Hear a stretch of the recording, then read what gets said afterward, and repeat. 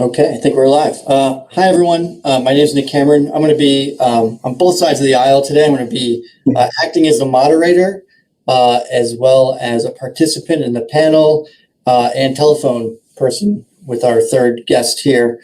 But what we want to do today is talk about digital transformation, which you've all experienced over the past 12 months now, almost exactly 12 months. And how that's changing how we're working in our organizations and how things have accelerated and what are going to be our takeaways. So that's what we'd like to talk about today. First, we want to do some quick introductions because we have about 30 minutes. So like I said, my name is Nick Cameron. I'm an architect at Perkins & Will. I'm also the director of digital practice, which, if you don't know what that means, and a lot of people don't, I sit between design and delivery and our infrastructure and IT. So I float between essentially the CIO's office and the COO's office.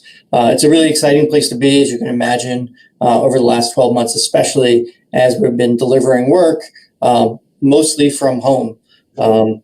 So that's a little bit about what I do. A fun fact about me, which a lot of people don't know, and it's going to be a surprise to my guests here. I was not born in the United States. I was born in Scotland. I do not have a Scottish accent. Most of my family does, which is always fun when we go back and forth across the pond. But that's a little bit about me. So Anthony's going to give you a little bit about him now. Yeah.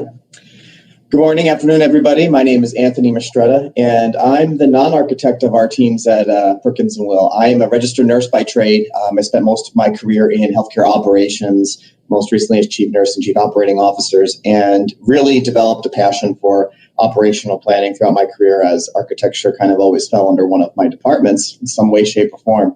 And I joined Perkins & Will about 5 years ago, bringing that clinical, operational, and strategic lens to our healthcare projects. And I oversee our group of healthcare specialists who all fall under that non-architect umbrella for our health projects across the firm. And fun fact about me is, anyone who knows me, I am born and raised city boy. I live in a city. I can't imagine not being in a city.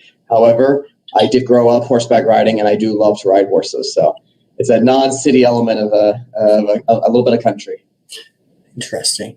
And then joining us by phone, on my phone here, because of course, when we talk about technology, it doesn't always work. We're all kind of aware of that, is Carmen Acevedo. And Carmen, you want to tell us a little bit about yourself? Sure. Good afternoon, everyone. And I apologize for the technical difficulties of not being able to have a visual. But my name is Carmen Acevedo. I am one of the operational excellence partners at the University of Chicago Medicine, and also for the Ingalls Memorial Hospital Community Health and Hospital Division as a liaison and OE partner. I've been with the organization for 9.5 years, but I've actually been practicing lean concepts and tools for 11.5 years. We do a lot of the Kaizen events, process improvement, but particularly the organization is really focusing on the culture, transforming the culture, looking at transparency, and just being able to work with all of our key stakeholders and the community that we serve, because it is a very diverse community. So that's basically what I do here at the university with 6 other partners.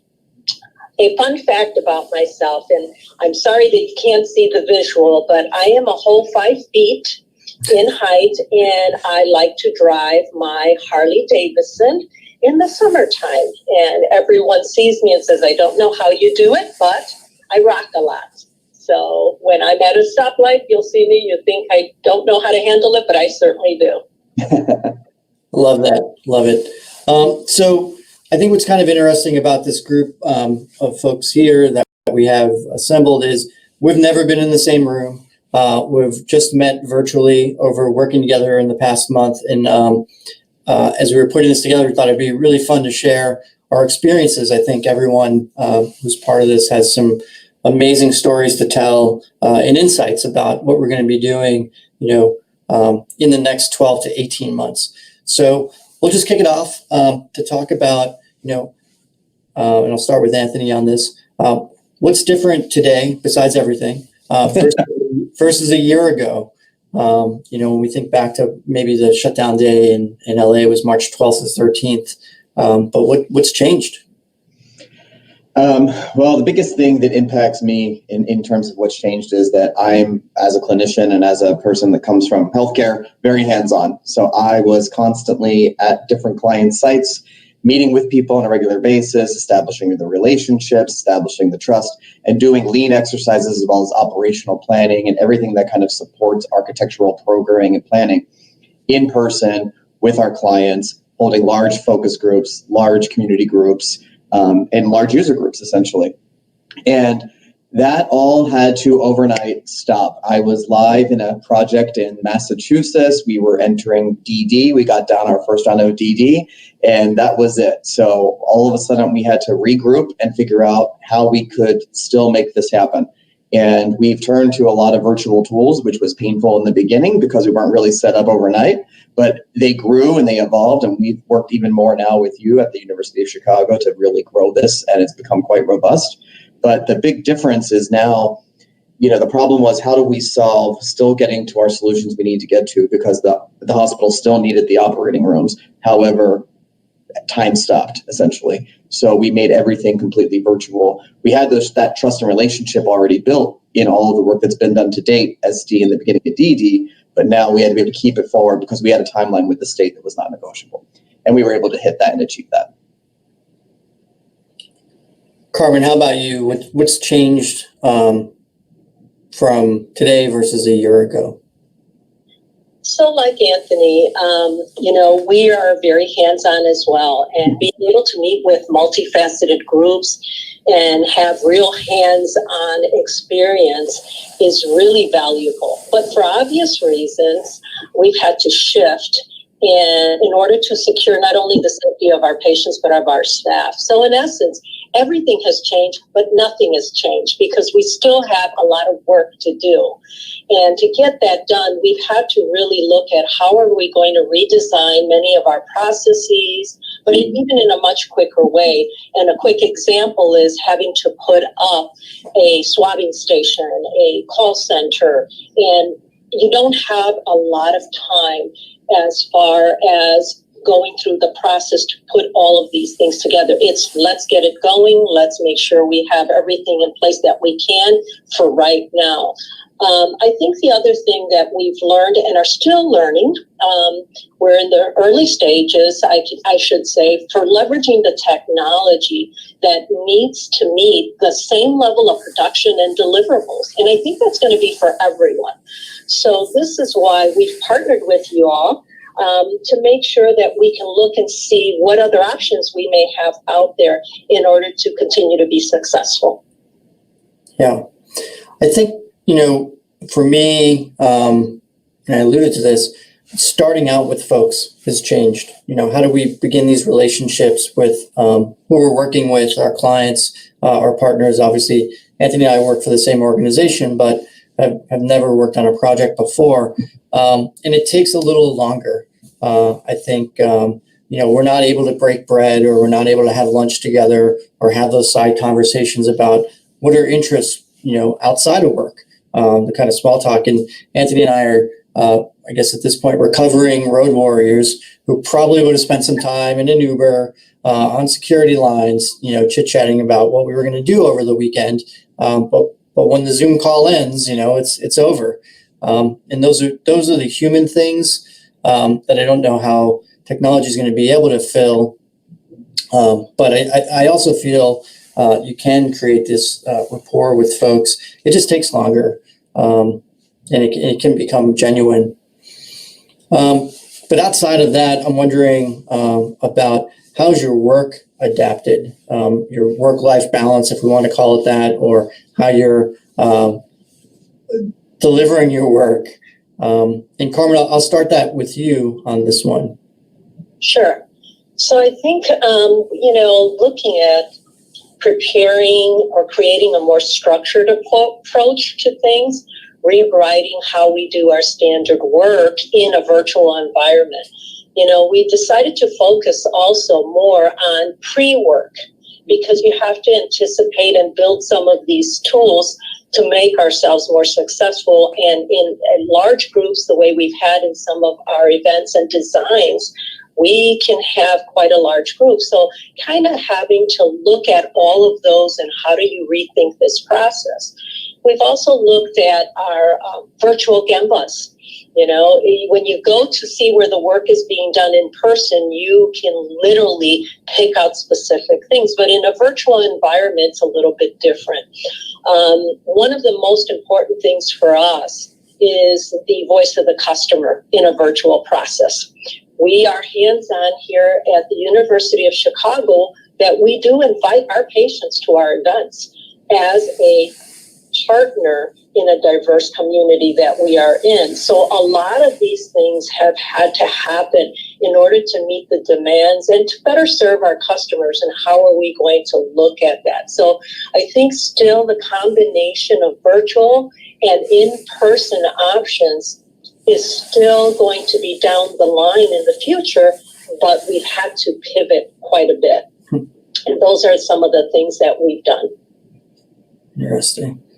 Anthony, what are your thoughts on all of this? I mean, everything Carmen said, I just want to say ditto completely. One of the personal things I lost was that travel time, because that was my office time. And now my day is filled, I'd have my heads down, work on a plane or in an Uber, and I just pal out things on the way for a meeting after a meeting. Now that, we spend 8-10 hours a day, back-to-back meetings in a computer in an office, finding alternate ways to actually get the non-meeting time done, because everyone's at home, so everyone's just looking at their computers, so everyone feels hours of the day can be filled with meetings.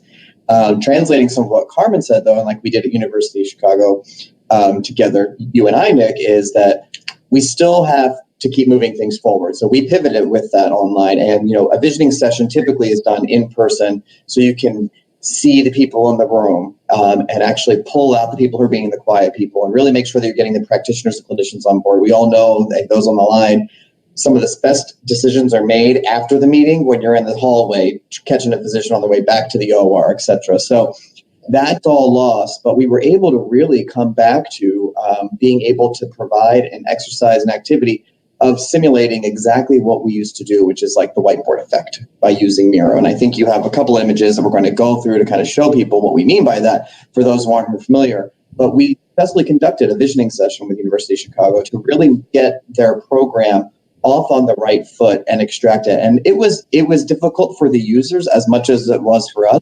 But the most important key piece that Karen mentioned, I want to echo, is the prep. Normally for a visioning session, I would prep as it relates to the project, 1 to 2 hours of my time and really just on my feet, do it live with the folks. It took countless hours of us on the front end to really make sure that this went through without any kind of hiccups. And so that prep work has shifted dramatically, and people just need to be aware of that. You don't have that opportunity to flex on much.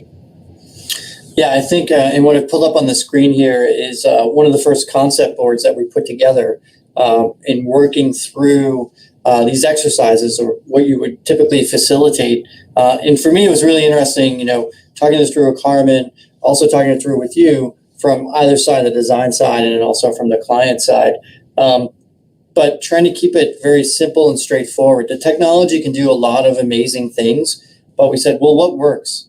What works in a room is sticky notes and flip charts, right? Because when we have people come to these sessions, we want it to be very simple. We don't want to spend a half hour training anyone in these tools. We want it to be kind of up and running almost right away. So some very simple things here that we see are real-time note-taking or parking lots, the visioning sessions. Where we think it gets pretty interesting is this idea of the virtual Gembo, where we can use spatial scanning and use cameras to go to those sites and survey them.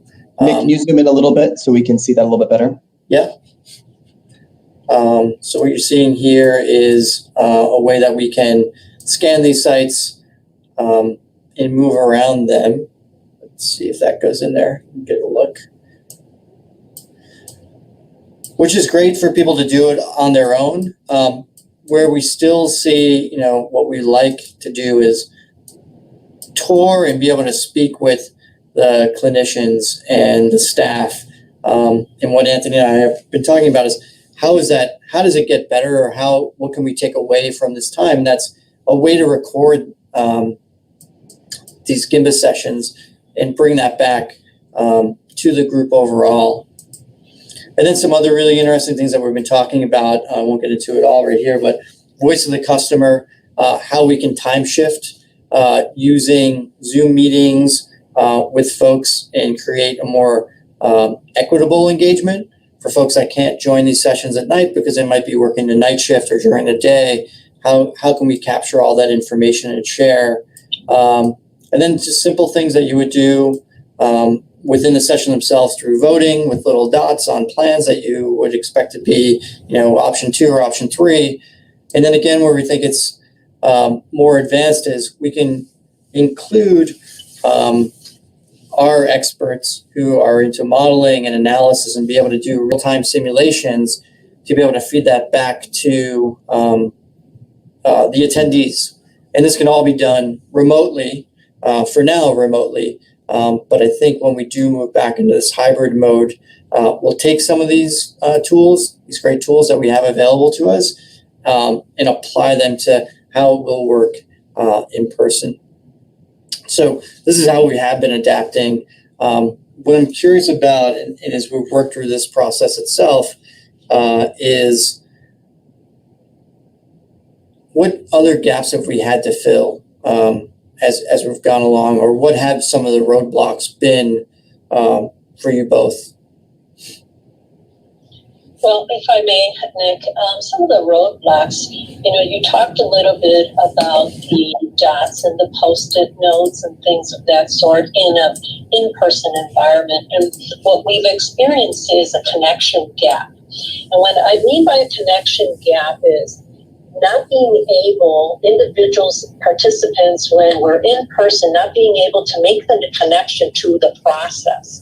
Because when they're in an event, they're actually getting up on their own. They're looking at the Post-it notes. They may also be looking at the process maps, and they can go on their own time and begin to make their own notes. And when you're looking at that, for some reason, when you're in a Zoom meeting for so long, there's a disconnect. There's a disconnect. Like you said, you get off of your meeting and then you're done. Well, some of that goes with you. Some of the other roadblocks that I think that we're all experiencing is the mental and physical fatigue of being on these computers for, so long. And there is no possible way, in my opinion, that we can sit to do a design event for 8 hours a day, 5 days a week without coming out totally exhausted. Another roadblock, I think, would be individuals not having the right technology or individuals not having the knowledge to the technology or the pace of the learning skills. Those are all, and as you can see today, I'm having the technical difficulty, right? But looking back and to fill some of those gaps, we have in Zoom tried our breakout sessions. We've tried the polls. We've tried red cap surveys. And obviously now we're looking to expand and leverage additional tools like the Miro board and others that we can utilize to become a little bit more efficient. Yeah, I think as we've been moving through this process, it's about adaptability and working with the folks who, like today, may not be able to connect through the internet. So we figure out another way to do that. I think it's always what a lot of this comes down to is listening and having the conversations. And that can just be over the phone sometimes, the way that we can connect with one another and take notes. But to Anthony's earlier point, keep the process moving forward. It's not always optimal, but I love to say, make lemonade out of the lemons that were thrown. We've done a lot of that over the last year, to be honest with you. I think we all have personally and in work, but it's making us more resilient. I think there's a lot of optimism for the rest of this year, which leads to the next question or thoughts on this. What will you take forward? We've talked a lot about whiteboards and Miro and all these other things, but we will move into a time, or we already are, where people are vaccinated, which is amazing. And I know, Carmen, you've done work in that to help expedite that process. People will be going back into conference rooms and being able to facilitate these meetings, but at the same time, some will not.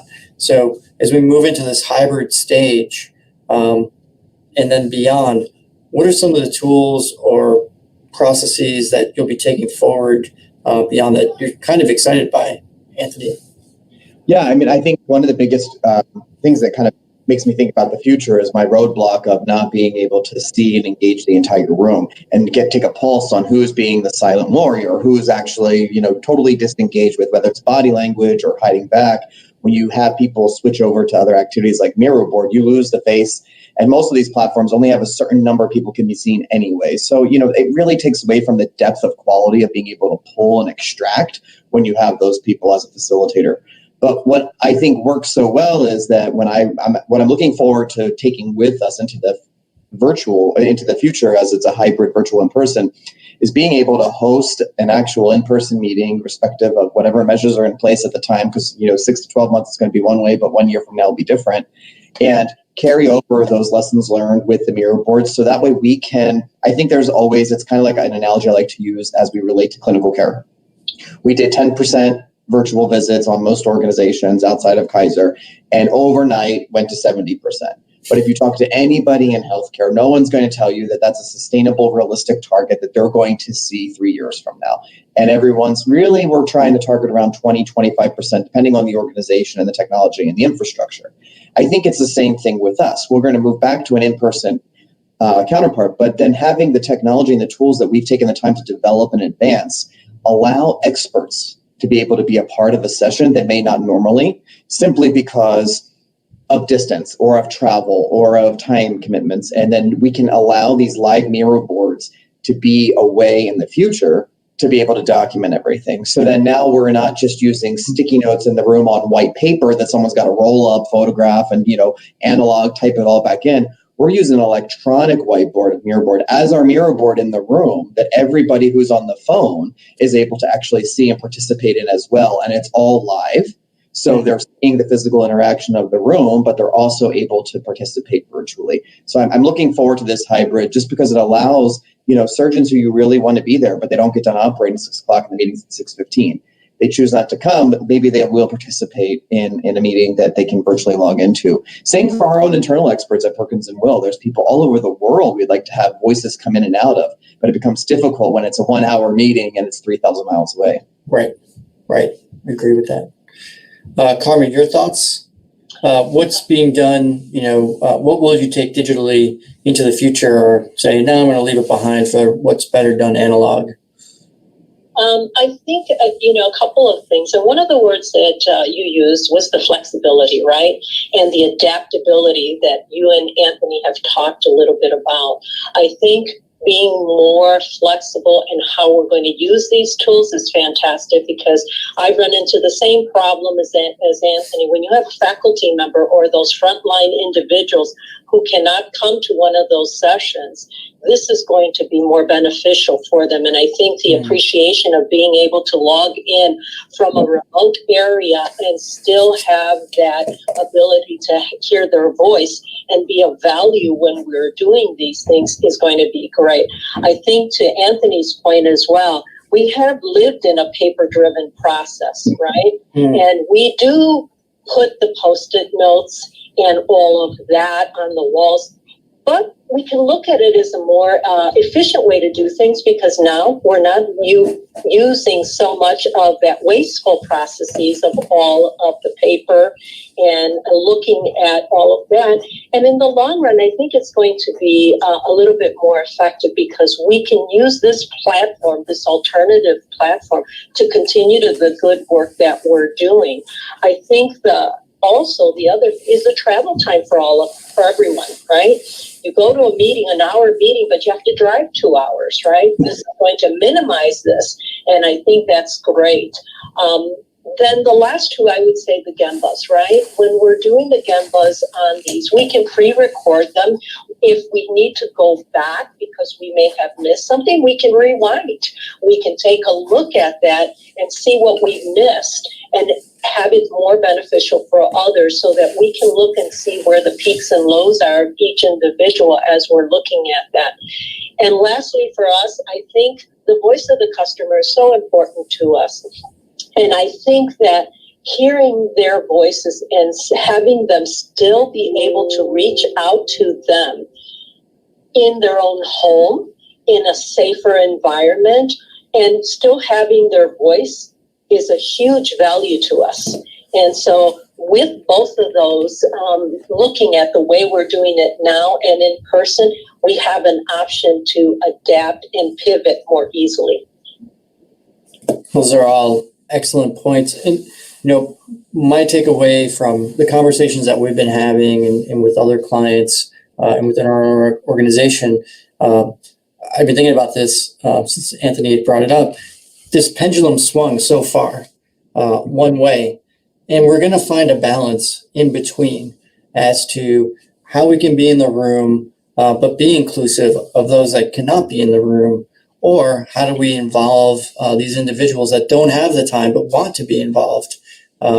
So I feel like we're moving to a better space. The other one that's kind of interesting, and I put in the notes here or in the write up for this, the CEO of Microsoft, Satya Nadella, had said, "We've experienced 2 years of digital transformation in 2 months," and that was about 8 months ago. And when you just mentioned paper, think of the last 10 years or even more of, we're going to be a paperless office. We're going to be paperless. And this is what we keep hearing from clients is, well, the thing that's going to change in our office when we go back is I don't need those file cabinets. And as architects, you can imagine how much paper we generate. I look at how much printing we've been doing, and it's 80% less than last year. And for the 20%, I'm like, what are you printing? What have you? I don't understand what's been printed at all. But I think it's a really interesting measure of how far we've come, and people have been comfortable with that. And I feel the same way about the way that we're going to be able to interact and facilitate, virtual Kaizans or Kaizen hybrids, whatever we're going to be calling them. My hope is that all of that just fades away and it goes back to being the Kaizen, the lean process. Yes. I was going to say we have a question that actually makes us think about something that I think is important because it does go back to facilitator skills as a facilitator myself. But in the hybrid mode from Jill Bergman, thank you. Those connecting virtually are often not fully participating as those who are present. In addition to our virtual tools, what are some of the facilitation and communications that will need to change and adapt to best support the hybrid model? And I do think that there's going to need to be a little bit of training and mindset change for facilitators, even if it's only for a 12-month period until we get fully adept to it. But we now our job became harder, right? So we have to facilitate and manage the room and read the room and then keep the conversation going. But then also there's going to have to be this live monitor with everyone's mugshot up, you can see if they're actively engaging or not. And don't forget to engage the computer, where that's not been anything we've ever thought of in the past. And, you're completely right in that they don't participate as much because we've always been have people call into a conference line and listen to the conversation and randomly answer a question, but they're nowhere near as engaged. It's just, I think the way it will evolve to is the ability for people to log in. Most of the time, those folks that are actually taking the time to log in to participate because it's an option are doing it because they want to be heard and they want to participate. We see in the hybrid environment because there's still this in person where when you make everybody dial in, there's people that are dialing in that really are probably doing 6 other things on their computer and no one knows the difference. So I think our jobs as facilitators is going to be. Yeah. And my job is, to support this is to make that as simple as possible. And not just think this is the greatest new tool that's out there.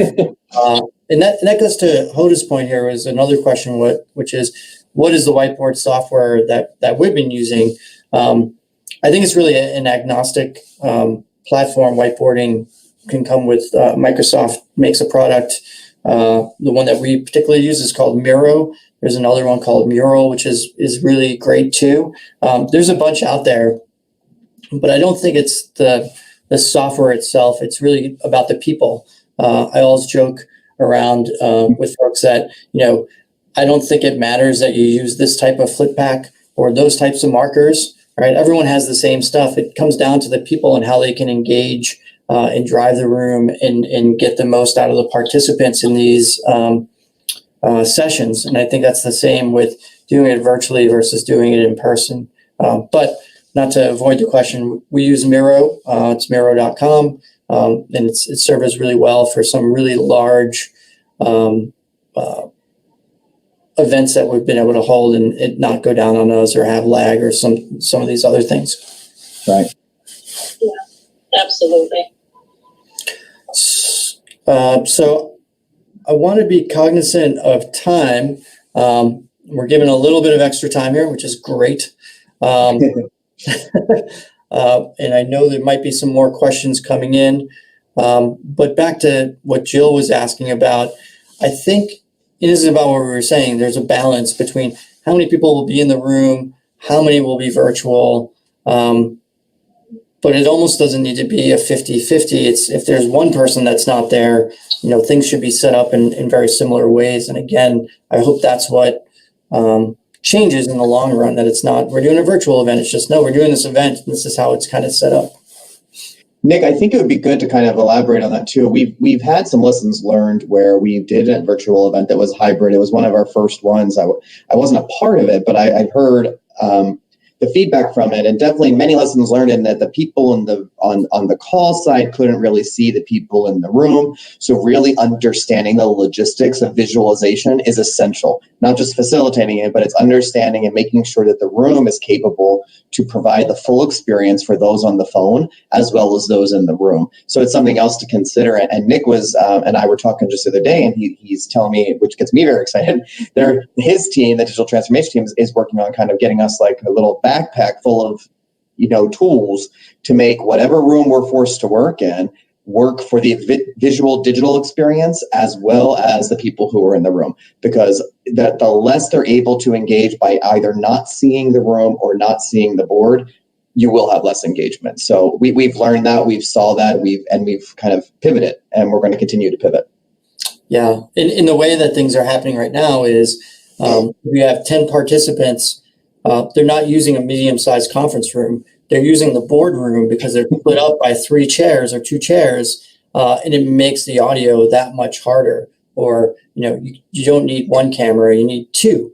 And how we're gonna pull that all together. And I think the way I likened it to you was, well, you used to have to carry your own projector, So we're gonna do that with audio and some video stuff now. It's kind of the reverse of that. Yeah, and I think, Nick, it's a combination of maybe what we've done is prepared what we call our little Kaizen toolkit or workbook, right? Having a lot of that pre-work done, perhaps even sending them some of the training ahead of time so that they can view it on their own, absorb it on their own. But it's difficult, to Anthony's point, the visual. You have to know your audience. You can actually see the audience when you're in person, who's really paying attention, who's actually is checking out or is on their phone doing other things. And that's the piece, the human connection that we're missing. But being able to really look and understand, as you said, the logistics and preparing way ahead of time, that's a little bit more time consuming, but it still can be done so you can still have the same end result. It's just a lot more work. Right, absolutely. Well, if there's no more questions, I do want to be respectful of everyone's time and say thank you to Carmen and Anthony. And I do look really forward to getting together. In person?